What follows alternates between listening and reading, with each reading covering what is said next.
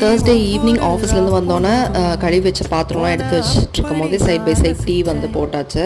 அதுக்கப்புறம் இந்த plastic boxes எல்லாம் மூடியோடு இருக்கிறத மட்டும் எடுத்துக்கலாம் அப்படின்னு சொல்லிட்டு எடுத்துகிட்டு அப்படியே டீ குடிச்சாச்சு.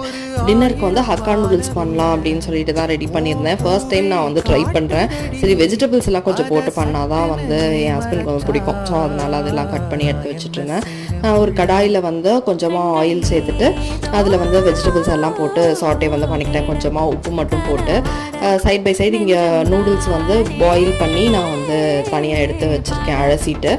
அதுக்கப்புறம் இதில் வந்து மஞ்சத்தூள், மிளகாத்தூள், கொஞ்சமாக கொத்தமல்லி தூள், கொஞ்சமாக கரம் மசாலா. ஏன்னா இந்த ஹக்கா நூடுல்ஸ்க்கு வந்து அவங்க எந்த மசாலாவும் கொடுக்க மாட்டாங்க. இதுலேயே நான் வந்து எக்கும் வந்து ஆட் பண்ணிக்கிட்டேன். ஆட் பண்ணி மிக்ஸ் பண்ணி நான் நூடுல்ஸ் போட்டு இது பண்ணேன். நான் பண்ணதில் வந்து மசாலா வந்து அவ்வளோ பத்தலை. அதாவது நூடுல்ஸ் வந்து நிறையா எடுத்துட்டேன். டேஸ்ட் வந்து சுமாராக இருந்துச்சு. நைட்டு ஒரு பொமோகிரானேட்டோட முடிச்சுட்டு தூங்கியாச்சு. சேனலை ஃபாலோ பண்ணிக்கோங்க.